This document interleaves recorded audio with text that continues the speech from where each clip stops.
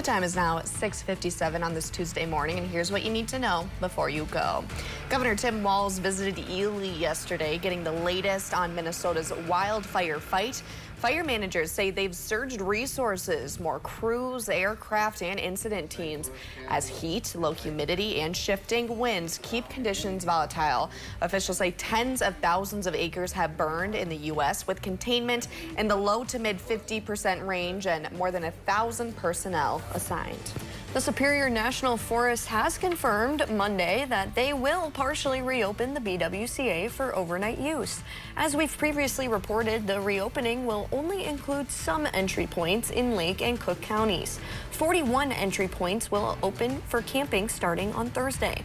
This is in addition to limited day use permits, which started yesterday.